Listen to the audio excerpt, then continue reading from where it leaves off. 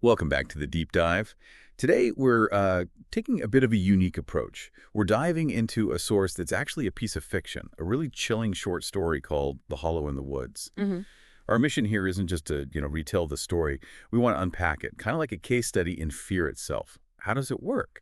Especially through psychological horror and folk horror elements. Hmm. We'll be pulling out the key bits, the unsettling rules this story sets up, and the themes that just make it so deeply disturbing. Yeah, and it's a great source for this because even though it is fiction, it gives us so much to work with. You really get a sense of the mechanics of fear, how memory plays into it, the power of the unknown. It really invites you, the listener, to think about how the story is built to, well, to get under your skin. Absolutely. And it kicks off immediately with this real sense of unease. The main character, Elliot, he gets this letter. Very old-fashioned, paper, envelope, not digital. Mm.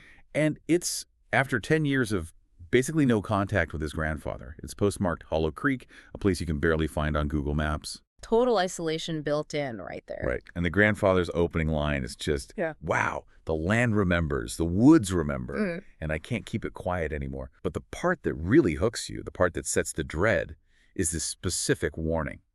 If you hear knocking at night, do not open the door, even if it sounds like someone you love. And that specific rule, given before anything happens, that's powerful. It immediately sets up this feeling of like predetermined doom. It gives the unknown a very clear, very unsettling rule book right from the start.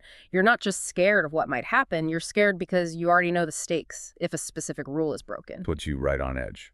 So Elliot, maybe against his better judgment, he drives out there. Hall Creek isn't really a town, more like a clearing. Boarded up church, rusty water tower, Yeah. very desolate. The grandfather's house is described as a skeleton right on the edge of this dense, dark forest.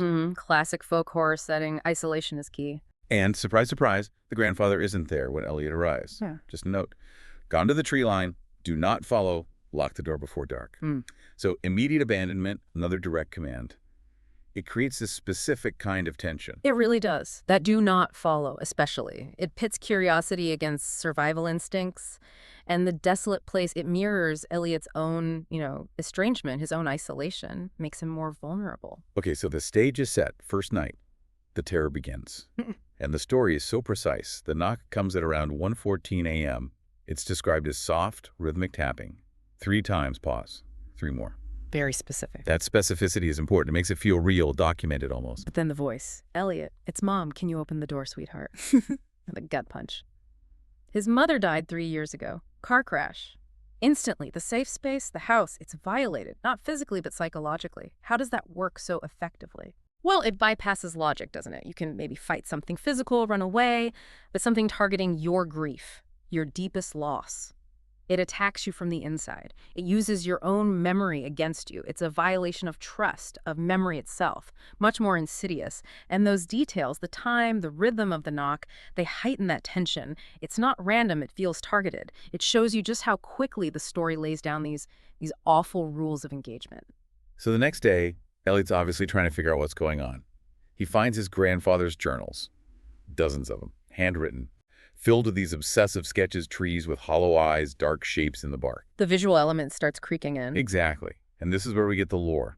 The knockers, ancient forest spirits, according to the journals. They're looking for voices to wear, bodies to borrow. And the journals lay out their limits, their abilities. They cannot break the threshold uninvited. That's crucial. The invitation is key. But they remember the names of the dead.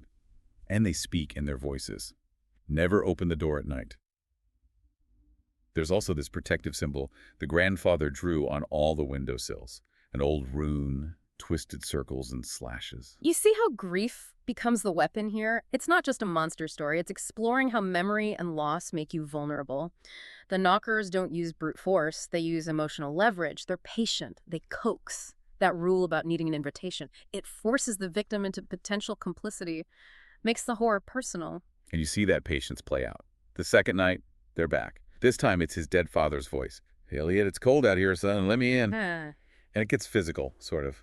The door handle slowly turns. The deadbolt shudders. Not like someone's forcing it, but like Something's coaxing it open from the other side. Yeah, that little physical detail, the handle turning, it just ramps up the psychological pressure. It's not just in his head anymore, it's interacting with the physical barrier. The story shows you how insidious this is. It's not about overpowering him physically, it's about breaking his will, resisting that urge to help, to respond. Okay, day 3. Despite everything, Elliot feels this pull, follows this low hum, like a voice from the earth into the woods. The forbidden woods. The pull of the unknown, the transgression. Right. The woods get denser, trees taller, and he finds it. The hollow. A clearing, like the ground just sank in a perfect circle, filled with black moss and bones. And in the center, this tree, pale bark, almost white, and carved into the trunk. Dozens of mouths, open, gaping, frozen mid-scream. Whoa! So the horror becomes fully visual, physical, and grotesque there.